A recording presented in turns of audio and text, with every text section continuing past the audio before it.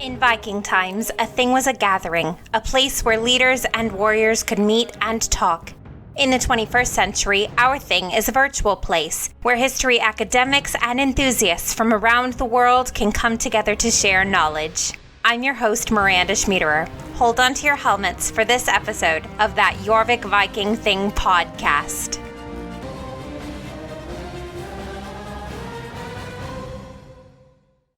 This time, we're doing things a little differently. Instead of talking to one guest, we've invited 4 guests onto the show to talk about their experience with historical reenactment. We have Ronald Kane, Philip Roebuck, Lottie Adcock, and John Airy with us today, each talking about a different aspect of reenactment that they're involved with. But first things first, what is reenactment? Most people may think it's just people dressing up in costumes and fighting in a field, but it's so much more than that. We briefly discussed Viking reenactment in Yorkshire with Chris Tuckley all the way back on episode 3, so make sure you give that a listen. But it actually goes back much further in time. Historical reenactment stretches all the way back to Roman times, when emperors would recreate famous battles in amphitheaters for the entertainment of the crowds. Of course, we've moved on a little bit since then, and today, even when historical battles are recreated, weapons are blunted or shoot blank ammunition so that injuries are kept to a minimum. But it just shows that people have always been interested in history and reliving it over and over, even when they're the ones making it themselves. Simply put, historical reenactment is recreating history. Reenactors use archaeological and documentary evidence to reconstruct everything, from clothes to speech to food. To the casual observer, reenactors dress up, hang out in a field, and teach visitors about history. It's not too different from our own Viking interpreters here at the Jorvik Viking Center. But like our own Viking interpreters, there's a lot of research that goes into every aspect of this recreation. Hours and hours are spent on research, and then even more hours are spent on reconstructing costumes, or kit as they call it. Everything from coats and shoes to jewelry and accessories is fair game for a reenactor. And there are even crafters who specialize in particular trades such as historical leatherwork, woodwork, and pottery. Like we discussed with Bruni in our last episode about null binding, a lot of these traditional techniques are on the decline and in danger of dying out, but reenacting is one method to preserve these crafts. First up, we have Ronald Kane, one of the people responsible for researching and crafting the kits that our Vikings wear at the Jorvik Viking Center. He's also been reenacting a wide range of periods for over 20 years. Here he is, talking about his very first experience with reenactment. So tell us what you know about reenactment.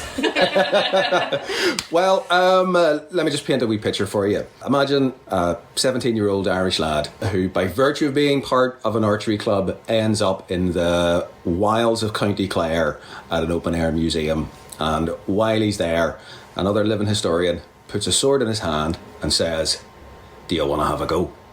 He says yes. Spends the next 2 hours learning how to wield this iron blade without hurting himself or anybody else in the process. And about 3 hours later, with 20 other of his companions, is storming said ring fort in this open-air museum as part of a display. And that was me about 25 years ago. And I had so much fun on that day. I haven't looked back since, essentially. So that's it. It's really, at the heart of it, running around a field with a big iron bar, having a lot of fun, pretending you're someone from the past. Doesn't sound too bad. No, it's fantastic. And I've been doing it now for, well over 20 years. And there's all sorts of different kinds of ways of doing this, So that sort of diversity and variability has just kept me interested all the way along. Always different avenues to go down. So you focus on the historical battle reenactment specifically. Can you tell us a little bit about that? In terms of historical combat, there's about, there's 3 or 4 different types and they've all got their own sort of unique characteristics. But essentially, they're all in some form or other trying to recreate combat forms of the past, either for public view or for your own personal enjoyment, or even just as a form of exercise. So of those types, you've got battle reenactment, which can be anywhere from 20 folks in a field to 200, all there recreating some form of battle, be that the great Viking horde coming in to maraud the Saxons, or maybe the Yorkists in their latest fight against the Confederation of the Lancastrians at the Battle of Tewkesbury. It can be any number of those things, but it's a public display, and you've got people in historical costume and authentic armour and arms of some description recreating that battle for the public, and that's one way that people can engage in it. Another type, a bit of an offshoot of that, is what's known as historical European martial arts, or HEMA for short. And that's where you've got people who are so interested in the combat styles or the specific techniques of the fighting styles that they've gone back and they've researched the old works of the old masters, maybe Hans Talhofer or somebody like that. And what they've done is they've tried to recreate a modern fighting system that uses those historical weapons, and they do that in the same way that anybody does maybe kendo today, building on the knowledge of the samurai masters of Japan, and now it's a modern martial art. So people have taken it in that direction. Some people aren't satisfied with that. Some people have a bit more of a competitive edge. Certainly me and my younger brother definitely had that at different points, and you have there's certain types of competitive combat then, because any system that you put together of historical combat is going to have a way of doing it. So that might be you'll have certain areas of the body that will constitute a hit point or a kill point, or certain areas of the body that are definitely out of bounds, like the head, and so on. So once you develop a system whereby you can do this to some degree safely, then you start to be able to introduce some sort of competitive element to it. So there are competitions sort of all over Europe, all over the world, where people try to compete. There's even all the way up to full contact, full armour jousting tournaments that happen at full tilt. They are as dramatic to watch now as they would have been then. And even stage combat, which everybody will be familiar with from movies, TV, theatre, is still a form of that. You're looking at the body mechanics, about how the body moves in conjunction with some form of historical weapon, and then putting that into a system. So even that has elements as well, and they're all tremendous fun. They're all something that I've enjoyed greatly. So what historical periods then do you reenact? I am not particularly fussy about my historical periods. I will do almost anything. So anything from the Celts right up through to the Second World War. I've taken part in all sorts of different periods. For me, the whole process of doing it is fun.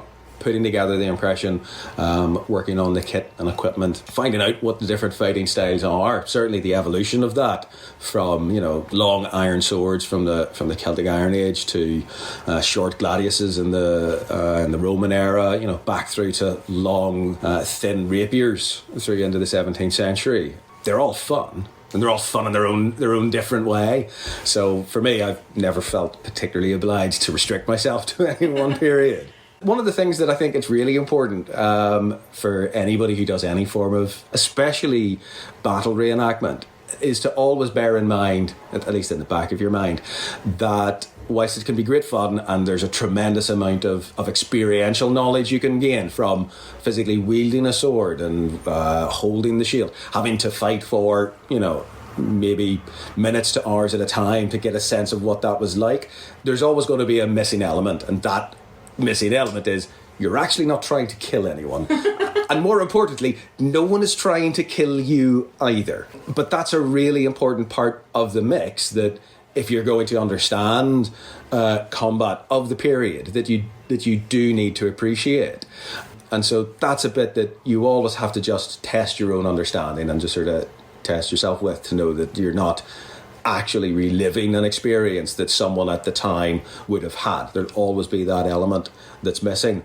But having said that, if you stand at the top of Senlac Hill with 500 other Saxons bracing a shield wall against 50 armed mounted Norman knights who are charging up said hill in your direction, even though you know it's perfectly safe, even though you know all the risk assessments have been done, even though you know those horses at the last minute, when the swords come out over the shields, are going to veer to the right and run along the line and then go back down the hill again. You know all of that. But still, when those horses and those hooves are charging up towards you in that direction, you can't help but get some little sense of what you think it might have been like to be in part of that. And that is from me being a 17-year-old kid, being given a sword, and my 10-year-old inner child going, wee, this is fun, to being a grown man at the top of Senlac Hill experiencing that. That's always going to be a connecting thread that just keeps me coming back. So, yeah, it's tremendous fun. Recommend it to anyone. Next up is Philip Roebuck, a Norman period reenactor with a group called Normanus. Philip's interest in reenactment is a little less bloody, although, as you'll hear, it didn't necessarily start that way. So, Philip, hello. Tell me what you know about reenacting. So, reenactment is something that I got involved in just probably over 10 years ago, as a fresh-faced student at a student fair, where I saw someone with swords on a table and thought, that could be for me. Which I think is actually quite interesting, because it's always the shinies and the swords and the things that get people interested. But through reenactment, I've discovered that my real passion for history is not in the combat, but in the way that people lived in the past, and recreating that as accurately as possible in order to let modern people get an idea of what life was like centuries ago is, I think, the most rewarding part of reenactment for me. So there's part of that is sort of character stuff, sort of inhabiting a persona that you've created of someone from the past, but a lot of it is interacting with the public, and actually, for me, quite academic in some regards. It's a way of moving history from textbooks into a more engaging form for people. So it's finding the little quirks of history that we can learn through archaeology and through historical research, and then presenting them in a way which isn't just text on a page or lectures, but seeing people live that life. That is probably the most sort of rewarding part of reenactment to me, and that's why I ended up getting heavily involved in religious reenactment. So that is what you kind of specialize in then, isn't it? So what specifically does it mean to be a religious reenactor?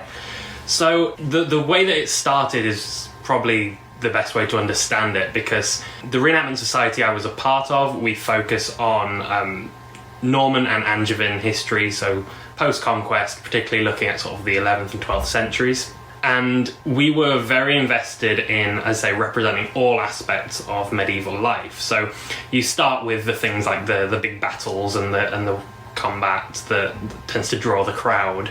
But then we would also do things like dramatic displays based on law courts and explaining difference between modern and medieval legal systems, crafts and textiles, things which a lot of reenactment societies do around the world, keeping these historical sort of crafts alive.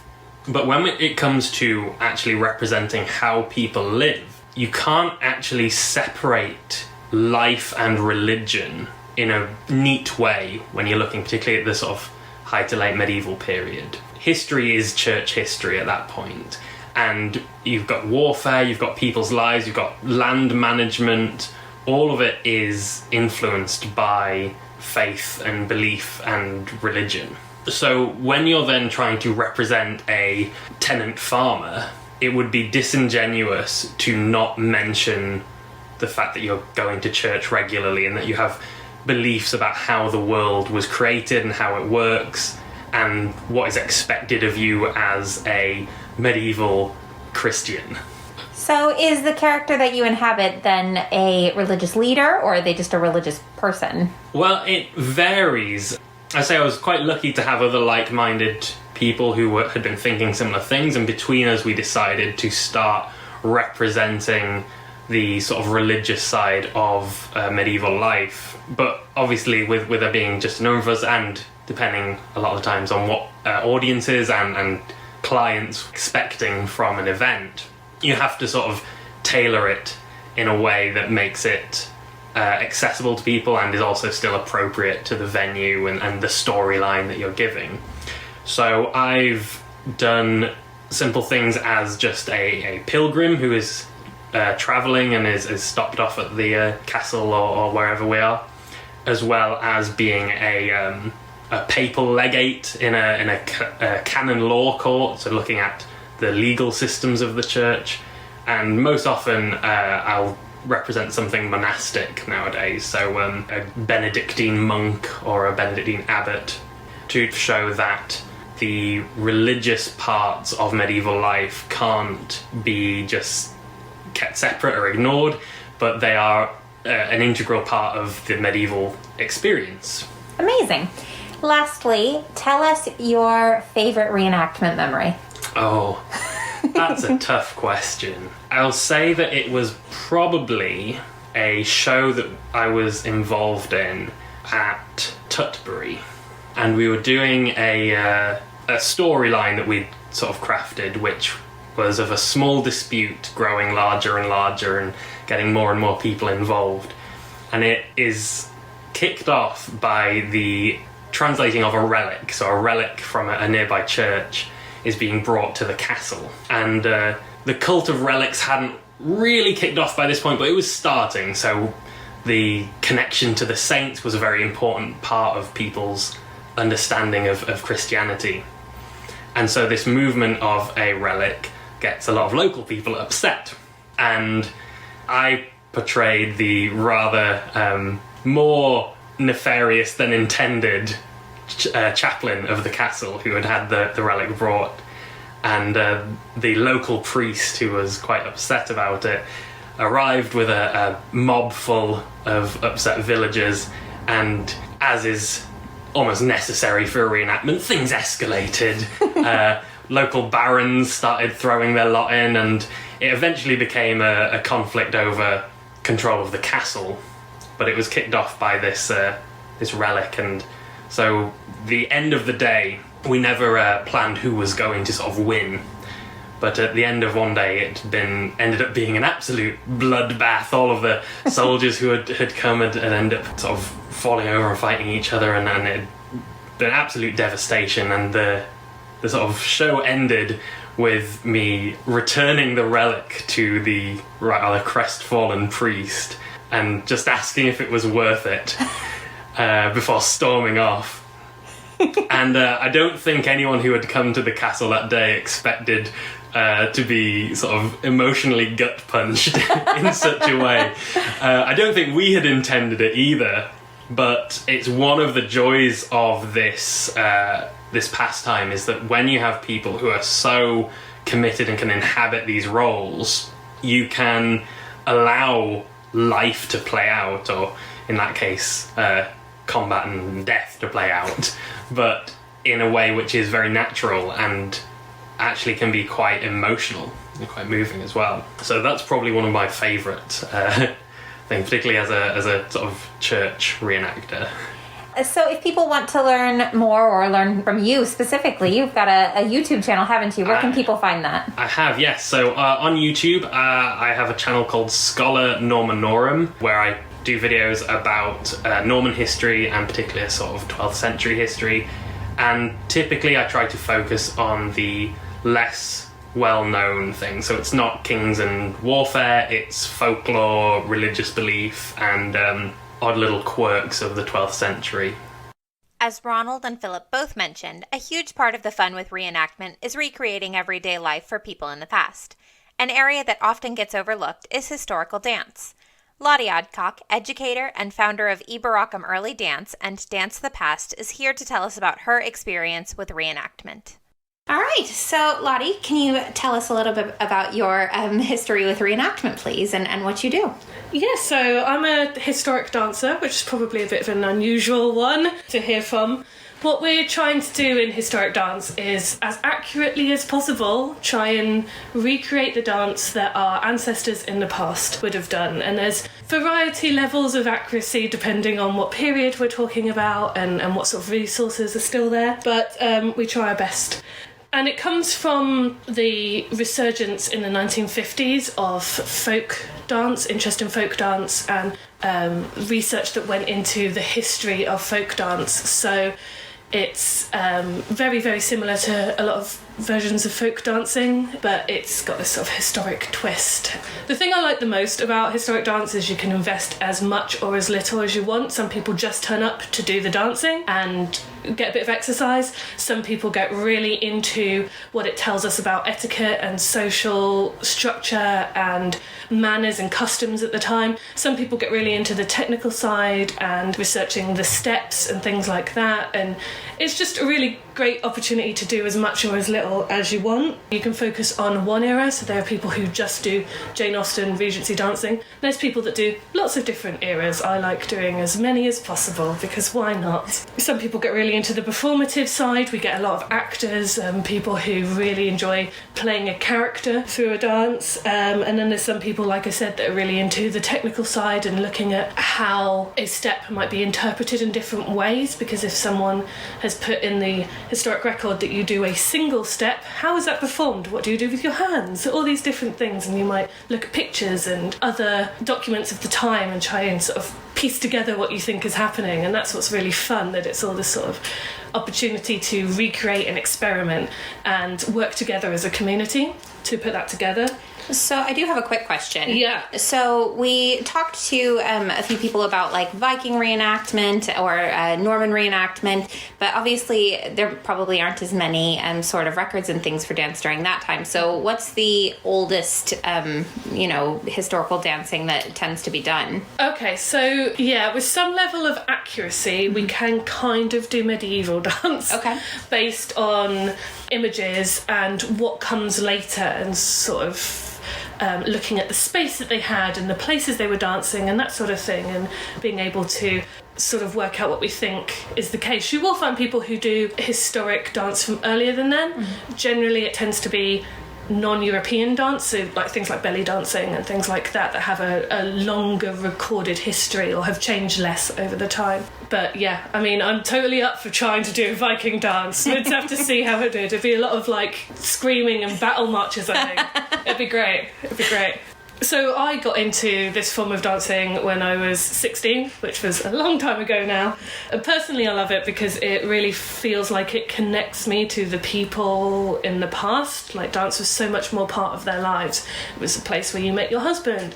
It was a place where you met your friends. It was opportunities to make it or break it in society, as it were. And I think when you dance these dances, personally, I can feel the joy and the excitement and the emotions of people in the past in a way that I don't get from other forms of reenactment or from reading a book. Also, it's just legitimately fun, which is always good. And there's a great community around it. You'll find that there are groups all over the UK, and therefore there are events all over the UK. We do performances, we do historical reenactments, we go to other festivals, we do historic balls, summer schools.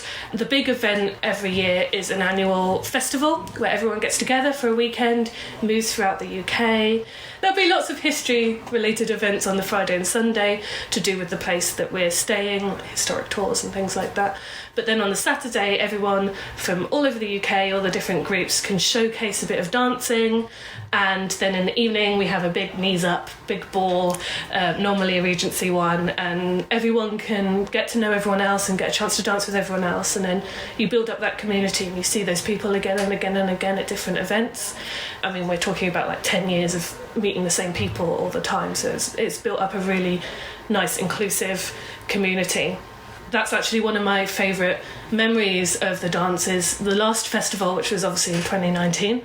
I decided I wanted to do a solo piece. It was one of the most scariest things I've ever done, but I danced with a sort of ghost partner as if I was practicing my dancing, as I'm sure they would have done historically, as I definitely do when I'm practicing a dance to work out how I'm going to teach it. They were very basic dances. They were nothing dramatic, very, very simple. But at the end, everyone stood up, everyone came over, congratulated me, said that they were really proud of me. And people still talk about it now. Like, I'll meet people and they'll be like, you're that girl who did that dance like 2 years ago. And it's just really, really nice and really supportive and encouraging community, because so much when it comes to something physical like dance, so much of the knowledge is in people's heads and they just don't want it to die out, so they're always trying to encourage more people to get involved, and particularly young people to get involved and learn more before it dies out, and then we go back to the 1950s when no one knew what any of this stuff was. So if you'd like to get involved in early dance, the first thing I would suggest you do if you're from the UK is look up the Early Dance Circle website. They will have a list of all the different dance tutors, all the different dance groups from throughout the UK that you can get in touch with. If you're international, there are so many international groups. There's some in Australia, America, mainland Europe, so just do a bit of Googling, find out your local group if you're international. If you're from York, come join me, Eva Rackham Early Dance. You can Google that, we're on Facebook, but if you're just interested more generally in that group, any of the events that I'm running in York, anything that's going on in this area, then you can look up my website, which is dancethepast, all one word, .co.uk. And I'm that Dance the Past on all social media, including YouTube, if you're interested in looking at a few events or something before you go, or getting a bit of historic background of some of these dances. I hope you'll join us. I hope you'll get your dancing shoes on. So far, everyone's mentioned getting to engage with the public, which is kind of the specialty of our last guest. With us, we've got John Airy, a living history enthusiast who specializes in wood turning. In true Viking fashion, he spoke to us from a little spot in the woods next to a crackling fire and told us all about his love of teaching history by doing. What got you into reenactment? When did you start? Okay, I got into reenactment probably about 6 or 7 years ago, and I think that, do you know what? The very first thing I'm going to pick you up on is, a lot of the time we don't use the term reenactment, we use the term living history, or LH for short. And I think that's mainly because the perceptions of reenactment, that could just be somebody putting something on. I'm going to go pretend to be that person. So reliving in a past event is what reenactment's about. And we do elements of reenacting certain parts of history. But in general, we call ourselves living history because you can come and you can see us doing things that we normally do. And when I'm doing something, I'm not necessarily reenacting something because I don't know that. Does that make sense? So first question, I got into it because I already did woodworking, green woodworking, and I really enjoyed that certain period of history where a lot of the woodworking that I do came about. And so it was a natural progression for me. So what type of reenactment do you do then, John? Okay, so the type of living history that I do. Living history? Yeah, I'm going to keep pulling you up on that one. The living history that I do is very much around, what's the Viking age, sort of 793 to sort of 1050, Viking stroke Norman. That's the period that I've sort of found my, the woodworking skills. So that's the sort of period that I do. Amazing. So you do, in living history, you do quite a lot of crafting and things. Can you tell us a little bit about that? Yeah, absolutely. Well, obviously, there's a lot of. I'm in one of the groups called the Vikings, which is a UK-wide organisation, and basically there is a lot of people that do various different things, various different crafts, parts of that sort of time period. So what people would have done to make it interesting for people, and there's predictably quite a lot of people that enjoy the combat side, and I think that for the Viking period, I think Vikings were well known for the fighting abilities. So for certain people, a lot of that sort of period, the fighting side sort of draws them in. Now, obviously, that's great if you are maybe, quite fit, quite able-bodied, and you can do the fighting. But obviously, other things happen. We don't usually have children doing the fighting, of course, so children need to look at things to do. Some people are not able-bodied. We do have men and women that do fighting. There's no issues there. But when it comes to the actual living history side, trying to sort of look at what would have happened, various people, we've got blacksmiths, we've got people that do various crafts, arts, things from carving to dyeing, making food. Obviously, woodworking's a big thing for me. And during that particular time period, woodworking was obviously quite a prevalent thing. It was one of the most abundant natural materials to make things from. And I absolutely love the idea of being able to make almost anything from what's around you, the natural side of things. So I got into doing the woodworking. I enjoyed making various things. And I think most people, and certainly at York, the big part of what I do is I use a pole lathe, which for me has given me a nice connection with, for example, Jorvik, because I turn bowls, which is something that obviously happened at Coppergate. And it's been able to give me a really good sense of belonging to the sort of Jorvik side of things. So I did bowl turning. I started off learning to use axe and knives as normal, and I made small things. Then I found that I was able to hold a conversation, and I was also able to keep people interested in what I was doing and give them a bit of information. And I think that's a really important thing. So, yeah. Well, that does kind of bring me on to the next question. Why is living history, and specifically like the historical crafting and everything, why is that important to do? Why do we show people that? I think there's a few reasons behind that, and I think you'll get a different answer from different people. I think some people, one of the more common reasons is it's an escapism. So living history can be, when you use the term reenactment, it can be very much about leaving that persona, that personality. And most people that do living history do actually have a character, which I do as well. Trig v Tree Hammer, the woodworker. I think it's quite a fun thing to do. So one of the reasons that I enjoyed doing it was I really enjoyed the aspect of being able to demonstrate to people how amazing some of the technology was during that time period. And also, one of the things that's very important from a woodworking perspective is that a lot of the tools and techniques and how we do woodworking has not really changed at all. So I love that. We still have people that do basket weaving. We still have people that do making panels, doing wattle and daub. Also, you've got people like me and yourselves that do experimental archaeology or experimental ideas of, we wonder whether this is possible. We know that certain technologies existed. Is it possible? We might not have found something, but is it possible for you to do this particular thing? I've got that at the moment. I use a pole lathe, and one of the examples of things that's controversial is I can put a stone onto a pole lathe and I can create a grinder, which you could use for making jewelry, for example. Experimental archaeology is, can we do that? Was that possible? There isn't any evidence of that, but it's a good guess. So it's really nice to be able to try and interpret from the archaeology how that was done so that we can ultimately understand our past and where we came from, but also we can understand maybe a little bit more about the mindset of that particular period. So we haven't really gone into the experimental archaeology before, and I think that's a really important part of what you guys do is, obviously there's only so much evidence in the archaeological record, and a lot of it kind of has to be guesswork until we know otherwise. So I think that's really important. Absolutely. Certainly within the Vikings, there's other groups that you can join, but within the Vikings groups, we've got offices, authenticity offices, we call them. So it's important also that we're giving much realism to people and see what we do as possible. I'm obviously wearing clothes today. The shoes are the Jorvik turn shoes. They're based on a find at Jorvik, and everything that I'm wearing it's been hand dyed, it's been hand stitched. So it's also really good from a performance point of view to give people, the members of the public, something interesting to be able to come and see.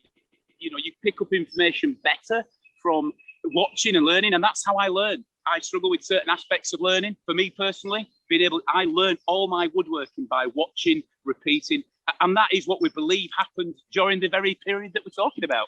I've got one more question for you, and I feel like it might be a big one. What is your favorite memory from what you've done with living history? Oh, goodness me. Well, can I be honest? And I've been very lucky that through doing living history, I've been able to visit a few different places. And I think that because of the fact to do the pole lathe turning, I remember visiting Jorvik when I was in school myself. And I'm not just saying this because I'm talking to yourself, but when Jorvik reopened, it was actually my birthday. It was like just after the 8th of April. I was asked to come down onto Coppergate and actually bring my pole lathe down onto Coppergate, which meant that I was turning actually at Coppergate. And for me, as a wood turner, I actually think one of my favourite memories was somebody came out from Jorvik and was very super excited about the fact that I was doing this bowl turning. And I, yeah, absolutely, it's great. Yeah, it's one of here's a like, wow. And it was almost a realisation that up to that point, I was the first person to actually make and produce a bowl in the same location on Coppergate. This is the first time anybody's done this since it was the street of the vessel or the cup turners. And for me, that's a really important memory because nobody can take that off me. But I actually turned a bowl on Coppergate on a handmade lathe that I made with a tree and a piece of wood that I'd cut down and done. And that for me was really magical. So probably my fondest memory was that, because it meant something. It wasn't just funny, it was brilliant. And I'm not just saying it because I'm talking to Jorvik. Yeah. You're just saying it. You just love Jorvik. That's fair. That's what works for me. I do. It's been very fortunate to actually be able to arrange to handle some of the bowls that were found. And it was an absolute honour. I've made a couple of replicas for your schools. And it was really such an honour to be able to do that. But actually to hold that history in your hand. And I think that's what we want to give as living history people. We want to be able to give that little bit back to people. This is a really good idea, to the best of our knowledge, what that history was like. Special thanks to Ronald, Philip, Lottie, and John for being with us today. You can find their links for all of their social media profiles in the show notes. Make sure you check them out, and while you're at it, why don't you book tickets to the Jorvik Viking Center? Come see our Vikings, kitted up in costume, faithfully researched and created by our team, including Ronald. Thanks for listening to that Jorvik Viking Thing podcast. You can find us on Spotify, Apple Podcasts, and anywhere you get your podcasts. Don't forget to rate and leave us a review. And if you enjoyed the show, please share it with a friend. It's the best way to help support your favorite Viking podcast.